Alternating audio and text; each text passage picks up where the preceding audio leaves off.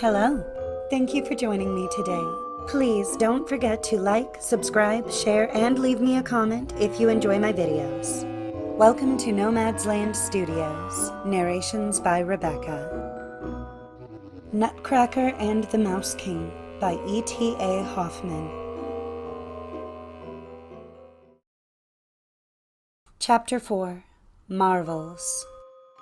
In the parlor at Dr. Stahlbaum's, on the left-hand side as you go in at the door, stood a high glass cupboard where the children kept all those fine things that were given them every Christmas. Louisa was quite a little girl when their father had the cupboard made by a very clever carpenter, who put in such clear panes of glass and arranged the holes so well that the treasures inside looked almost brighter and prettier than when you had them in your hands. On the highest shelf, out of Fred and Mary's reach, stood Godfather Drosselmeyer's works of art. Right beneath was the shelf for the picture books. The lowest compartments Mary and Fred could fill with what they pleased, but it was always the way that Mary took the bottom shelf as the dwelling of her dolls, and Fred's troops had the ones over it for their cantonments. Such was now the arrangement. While Fred quartered his hussars above, Mary laid Missy Gertrude by in a corner below, and set out the new finely dressed doll in that well-furnished apartment, and invited herself to take goodies with her.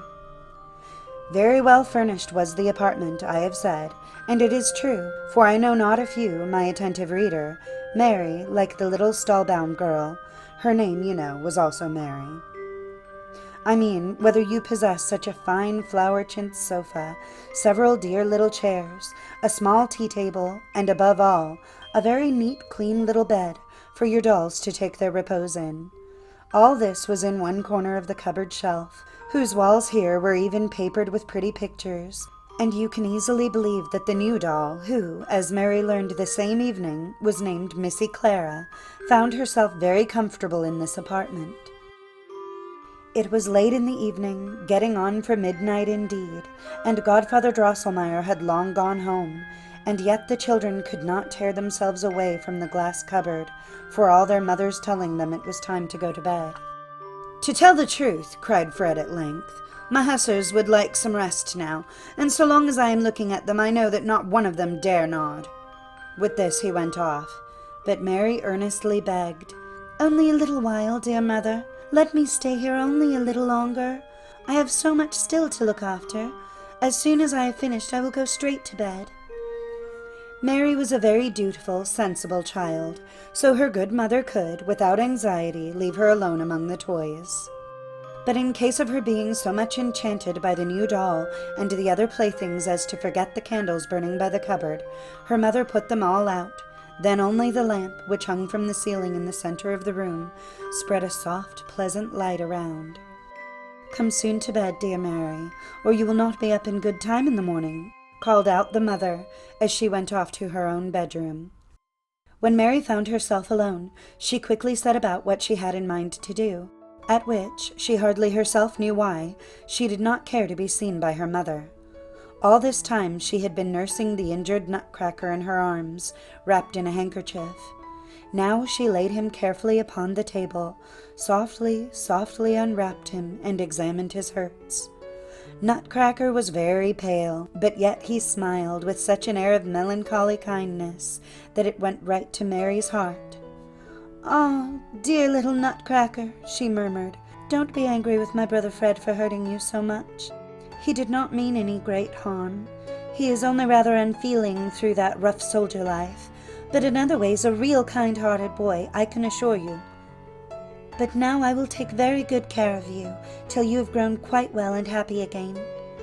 Your teeth shall be put in firm, and your shoulder set straight by Godfather Drosselmeyer, who understands these things." So Mary was going to say, but could not finish the sentence, for, as she mentioned the name of Drosselmeyer, friend Nutcracker made an ugly, cross face, and his eyes seemed to shoot out green sparkles.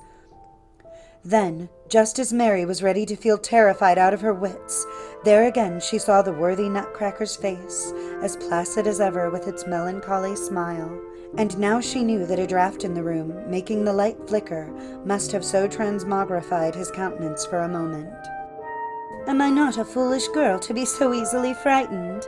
I actually believed this wooden figure was making faces at me. But I am really getting so fond of Nutcracker. He is such a funny and such a good-natured fellow, and so he must be properly nursed as he deserves." With this, she took Nutcracker on her arm, approached the glass cupboard, bent down before it, and thus addressed the new doll. "I beg you very particularly, Missy Clara, to give up your bed to the sick, wounded Nutcracker, and manage as well as you can on the sofa. Remember that you are quite well and strong, or you would not have such plump red cheeks, and that very few of the handsomest dolls possess so soft sofas as you have." Missy Clara, in all her Christmas finery, looked very stuck-up and sulky, and did not answer a word.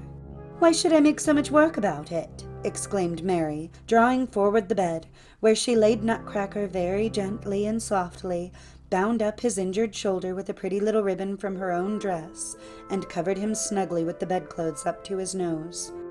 "He is not to stay beside that naughty Clara," she said, and lifted bed, Nutcracker, and all onto the shelf above, so that he lay close to the pretty village of toy houses, in which Fred's hussars were quartered.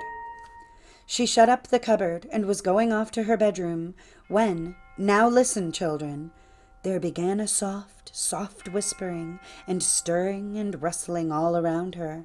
Behind the stove, behind the chairs, behind the cupboard, the clock ticked louder and louder, and gave a whir as if it were going to strike, but did not. Mary looked at it. The great gilded owl which sat on the top had let down its wings, so as to cover the whole clock face, at the same time stretching out its ugly cat-like face and its hooked beak. And more loudly came the ticks as plain as words. "Clock, clock, click, low softly tick, Mouse King's ears are quick, purr, purr, ting-tong, sing out the old song, but strike in a low tune, it will be over soon." And purr, whir went the clock 12 times, but dully and hoarsely, as if its notes were muffled. Mary began to creep all over, and in her fright she was on the point of running away, when she saw how Godfather Drosselmeyer seemed to have taken the place of the owl, his drab coat skirts hanging down on both sides like wings. Yet she made an effort to be brave, and called out, almost crying, "Godfather Drosselmeyer! Godfather Drosselmeyer! Whatever are you doing up there? Come down, and don't frighten me so terribly, you naughty Godfather Drosselmeyer." But now there broke out from all sides a wild creaking and squeaking, and soon, behind the walls, there was a trotting and galloping as of 1,000 tiny feet, and 1,000 little lights shone through the chinks in the floor. They were not tapers, no, but small sparkling eyes, and Mary perceived that a host of mice were everywhere, peeping forth and working themselves out. Presently they were going trot, trot, hop, hop, round the room.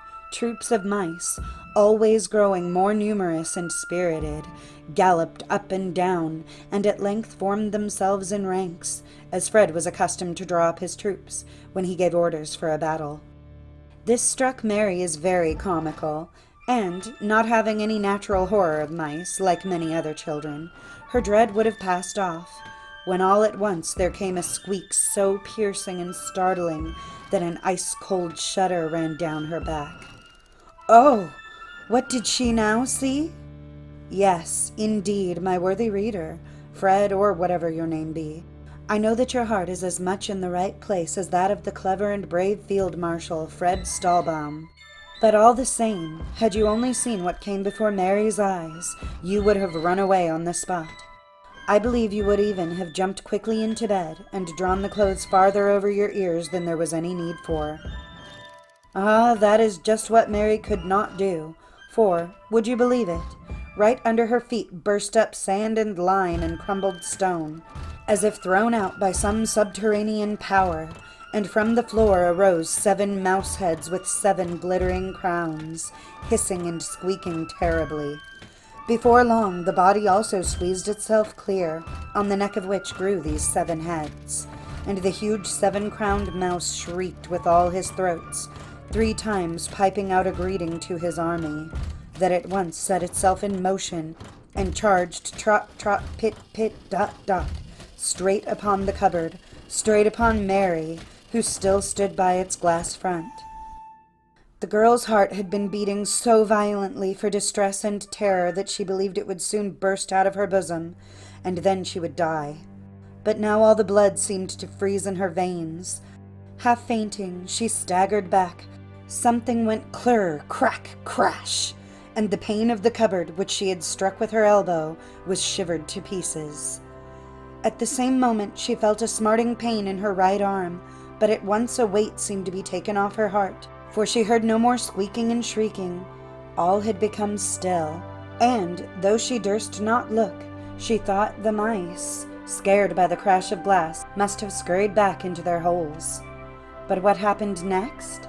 Right behind Mary there arose a strange stir and bustle in the cupboard, and tiny voices began to be heard. "Awake! Awake! Arms to take! This is the night! Rouse for the fight!"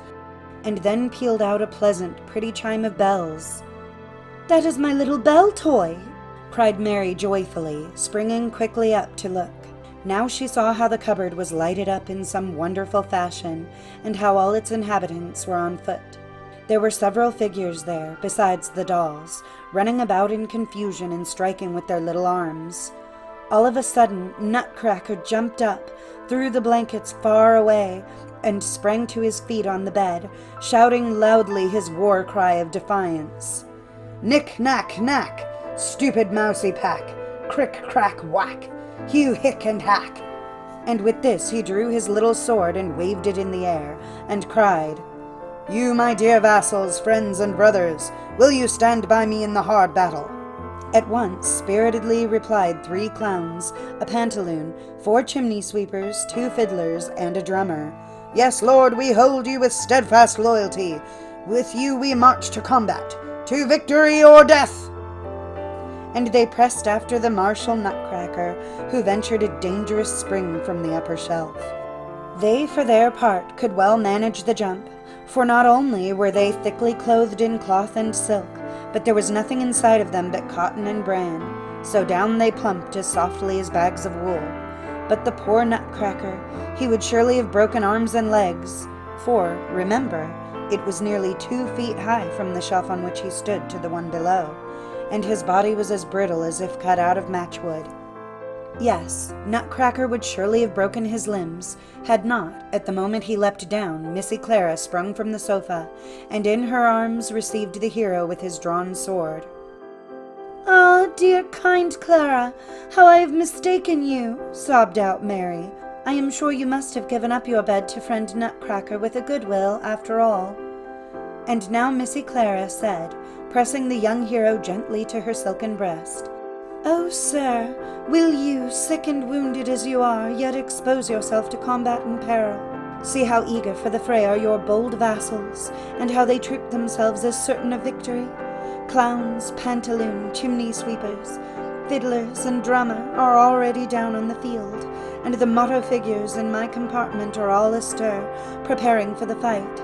Will you not, dear sir, rest in my arms, or behold the battle from the top of my high feather hat?" Thus spoke Clara, but Nutcracker behaved quite roughly, kicking so hard with his legs that the doll had soon to let him go and set him on the ground. Immediately then he knelt gallantly on one knee, murmuring out, "Fair lady, ever in the thick of the combat will I remember the grace and favor thou hast shown me." At this Clara bent down so low that she could seize him by both arms, lifted him softly up, made haste to loosen her richly spangled girdle, and would have thrown it over his shoulder if he had not taken 2 steps backwards, laying his hand upon his breast and speaking with formal politeness. "Do not deign, O lady, to waste your favors on me." Here he stopped short, sighed deeply, tore from his shoulder the ribbon with which Mary had bandaged him, pressed it to his lips, hung it round him as his cognizance, then, bravely brandishing his glittering unsheathed sword, sprang, light and active as a bird, over the ledge of the cupboard onto the doom. You remark, kind and honored reader, that Nutcracker, even before he really became alive, must have deeply felt the affectionate goodness with which Mary had treated him, and on this account only, because Mary was so kind, he would not take or wear a token from Missy Clara, splendid and beautiful as it was. The true-hearted Nutcracker chose rather to adorn himself with Mary's simple ribbon. But what is now going to happen? As soon as Nutcracker sprang down, the squeaking and pattering broke out again. Ah! Under the big table swarm the deadly squadrons of countless mice, and over all towers the frightful seven-headed Mouse King. How will the battle go?